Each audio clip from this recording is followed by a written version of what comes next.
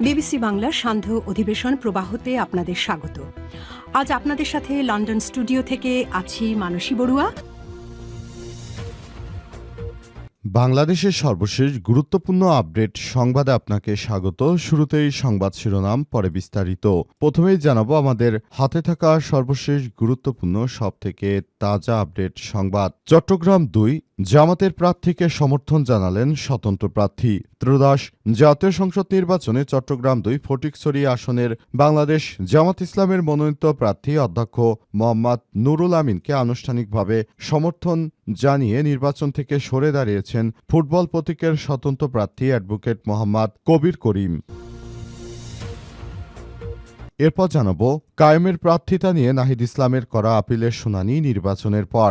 দ্বৈত নাগরিক ইস্যুতে এম এ কায়েমের প্রার্থিতা বাতিল চেয়ে নাহিদ ইসলামের করা আপিলের শুনানি নির্বাচনের পর অনুষ্ঠিত হবে আজ 10 ফেব্রুয়ারি। সুপ্রিম কোর্টের আপিল বিভাগ এ আদেশ দিয়েছে। জানা গেছে, বিএনপির ঋণখেলাপি এবং বিদেশে দ্বৈত নাগরিকত্ব রয়েছে নাহিদ ইসলামের, যে 11 আসনে দাঁড়িয়েছেন বিএনপির ওই নেতা। তার বিরুদ্ধে নাহিদ ইসলাম আদালতে একটি রিট করেছেন।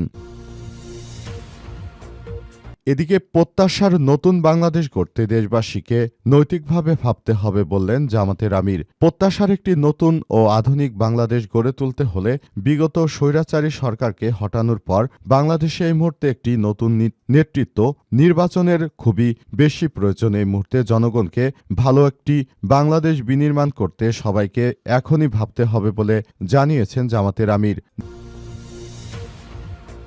জানাবো নির্বাচনী বক্তব্য বিকৃতির অভিযোগে থানায় জিডি করলেন আক্তার।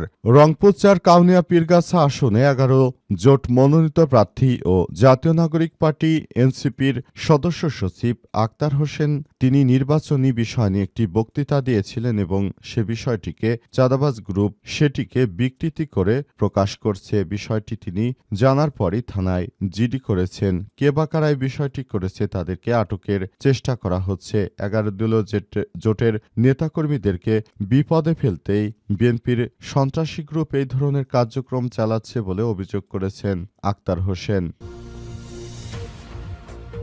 এবং সর্বশেষ জানাবো বাংলাদেশে একটি সুষ্ঠু সুন্দর নির্বাচন হবে বললেন ইউরোপীয় ইউনিয়নের প্রধান। নির্বাচনী পরিবেশ খুবই ইতিবাচক। ত্রয়োদশ জাতীয় সংসদ নির্বাচনের পরিবেশ খুবই ইতিবাচক এমন মন্তব্য করেছেন ইউরোপীয় ইউনিয়নের নির্বাচন পর্যবেক্ষক দলের প্রধান ইভারস আইজাপস। নির্বাচনী নিরাপত্তা ব্যবস্থা ভালো জানিয়ে ইভারস আইজাপস বলেছেন, স্বল্পমেয়াদী ইউ পর্যবেক্ষকরা আজ থেকে মাঠে থাকবেন এবং তারা নির্বাচনকে পর্যবেক্ষণ করে একটি সুন্দর পরিবেশ নিশ্চয়তার লক্ষ্যে কাজ করছেন বলে জানিয়েছেন তিনি। প্রিয় দর্শক, এতক্ষণ শুনছিলেন সংবাদ শিরোনাম, এবারে বিস্তারিত। তবে তার আগে বন্ধুরা অনুরোধ থাকবে এই সংবাদটিতে একটি লাইক দিন।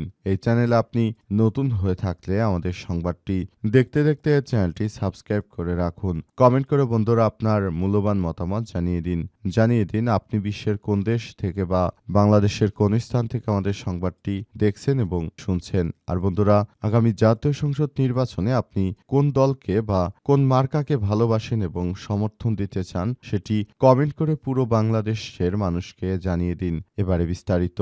আর বন্ধুরা, সংবাদটি আপনার সোশ্যাল মিডিয়া ফেসবুকে শেয়ার করে বন্ধুদেরও দেখার সুযোগ করে দিন।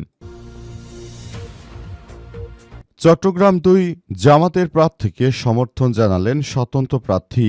ত্রয়োদশ জাতীয় সংসদ নির্বাচনে চট্টগ্রাম ২ ফটিকছড়ি আসনে বাংলাদেশ জামাত ইসলামের মনোনীত প্রার্থী অধ্যাপক মোহাম্মদ নুরুল আমিনকে আনুষ্ঠানিকভাবে সমর্থন জানিয়েছে নির্বাচন থেকে সরে দাঁড়িয়েছে ফুটবল প্রতীকের স্বতন্ত্র প্রার্থী অ্যাডভোকেট আহমেদ কবির করিম।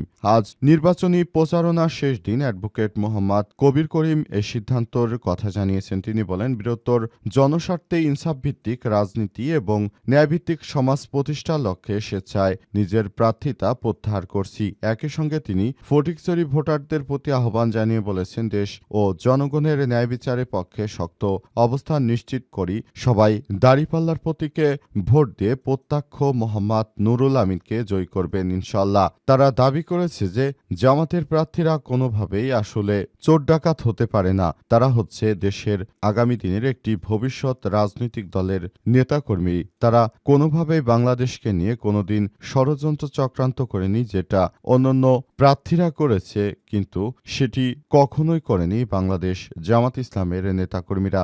জামাতের নেতাকর্মীরা সবসময় বাংলাদেশটাকে বিনির্মাণ করার জন্য কাজ করেছে। তাই আমরা আমাদের জায়গা থেকে বলতে চাই, আগামীর জাতীয় সংসদ নির্বাচনে আমরা দাঁড়িপাল্লাকে আমাদের নৈতিক সমর্থন দিয়েছি এবং নৈতিক সমর্থন দিয়ে আমরা আগামীর একটি সুন্দর ও সমৃদ্ধির বাংলাদেশ গড়ে তুলতে আমি স্বতন্ত্র প্রার্থী হয়ে বলছি, আপনারা জামাত ইসলামের দাঁড়িপাল্লায় ভোট দিয়ে বাংলাদেশ জামাত ইসলামীকে জয়যুক্ত করুন এবং নতুন ও আধুনিক একটি সমৃদ্ধির বাংলাদেশ গড়ে তুলতে আপনাদের সবাইকে এখন থেকেই কাজ করতে হবে বলে দাবি করেছেন তিনি আরও জানান, বাংলাদেশ জামাত ইসলামের জনপ্রিয়তা আকাশচুম্বী। এবার জাতীয় সংসদ নির্বাচনে আপনারা পুরো বিষয়টি আসলে দেখতে পারবেন।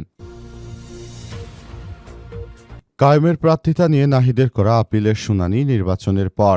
দ্বৈত নাগরিকত্ব ইস্যুতে কায়েমের প্রার্থিতা বাতিল চেয়ে নাহিদ ইসলাম ঢাকা ১১ আসন থেকে তিনি আবেদন করেছিলেন। তবে শেষ পর্যন্ত আদালত থেকে জানানো হয়েছে যে আব্দুল কায়েমের প্রার্থিতা বৈধ কিনা সে বিষয়টি শুনানি হবে নির্বাচনের পর। যদি এবার জাতীয় সংসদ নির্বাচনে অর্থাৎ বিএনপি মনে করুন নির্বাচিত হয়ে গেল, সেই ক্ষেত্রে কিন্তু কায়েমের প্রার্থিতা বাতিল হবে না। এমনই হচ্ছে বাংলাদেশের আইন কানুন। আর যদি বিএনপি ক্ষমতায় না আসতে পারে, সেক্ষেত্রে কিন্তু অবশ্যই কায়েমের প্রার্থিতা বাতিল হয়ে যাবে। কারণ আব্দুল কায়েম তিনি দ্বৈত নাগরিকত্বের তার বিরুদ্ধে যে অভিযোগ এনেছেন নাহিদ ইসলাম ঢাকা ১১ আসন থেকে, সেটির বিষয়টি যদি ফলাফল হওয়ার আগেই তার প্রার্থিতা বাতিল হয়ে যায়, সেক্ষেত্রে নাহিদ ইসলামই হবেন ওই আসন থেকে নির্বাচিত।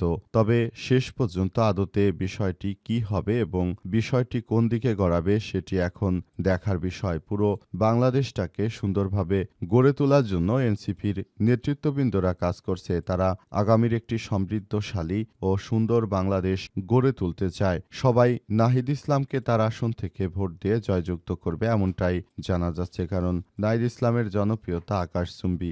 গতকাল একটি বেসরকারি টেলিভিশন গ্লোবাল টিভির জরিপ থেকে দেখা গেল, জাতীয় নাগরিক পার্টি এনসিপির প্রধান নেতা হিসেবে নাহিদ ইসলামের জনপ্রিয়তা আকাশচুম্বী এবং তিনি আগামীতে একটি সুন্দর ও সমৃদ্ধির বাংলাদেশ বিনির্মাণ করবেন এটি বিশ্বাস করে তার এলাকার সাধারণ মানুষ। তারা বলছে যে নাহিদ ইসলামের মতো এমন একজন নেতাকে আমরা পেয়ে খুবই গর্ববোধ করি। প্রত্যাশার নতুন বাংলাদেশ গড়তে দেশবাসীকে নৈতিকভাবে ভাবতে হবে বললেন জামাতের আমির। বাংলাদেশ জামাত ইসলামের আমির ডক্টর শফিকুর রহমান তিনি বাংলাদেশ নিয়ে তার যে বক্তব্য তিনি সেটি গতকাল বিটিভিতে বাংলাদেশের জন্য দেয়া একটি ভাষণে উপস্থাপন করেছেন। সেখানে ডক্টর শফিকুর রহমান জানিয়েছেন যে আগামীর বাংলাদেশ একটি সমৃদ্ধশালী বাংলাদেশকে প্রতিষ্ঠিত করতে হলে দেশের জনগণকে এখন থেকেই ভাবতে হবে। দেশের জনগণকে এসব বিষয় নিয়ে অবশ্যই পুরো বিষয়গুলোকে ভাবতে হবে এবং নানা দিক বিবেচনা করে সেসব বিষয়গুলো নিয়ে ভাবতে হবে। অন্তর্বর্তীকালীন সরকারের প্রধান উপদেষ্টা প্রফেসর ডক্টর মোহাম্মদ ইউনূসের সরকার যে নতুন বাংলাদেশ গড়ে তুলতে চান, সেই নতুন বাংলাদেশটাকে সুন্দরভাবে গড়ে তোলার জন্য এখনই সময়, এখনই সুযোগ। সেই সুযোগকে দয়া করে আপনারা কেউ যে বাংলাদেশটাকে গড়ে তুলতে চান সেটিকে গুরুত্ব দিয়ে জামাতের আমিরও একই কথা জানিয়েছেন যে আগামীর একটি সমৃদ্ধ বাংলাদেশ গড়ে তুলতে হলে এখনই আমাদেরকে সে বিষয় নিয়ে কাজ করতে হবে। প্রত্যাশার বাংলাদেশ গড়ে তোলা ছাড়া আর আগামীতে কোনো বিকল্প নেই বলে জানিয়েছেন বাংলাদেশ জামাত ইসলামের আমির ডক্টর শফিকুর রহমান এবং তিনি সে অনুযায়ী তার নেতাকর্মীদেরকে সেভাবে নির্দেশনা দিয়েছেন এবং দেশের জনগণকে তিনি আগামীতে একটি সুন্দর ও সমৃদ্ধির বাংলাদেশ গড়ে তোলার জন্য আহ্বান জানিয়েছেন।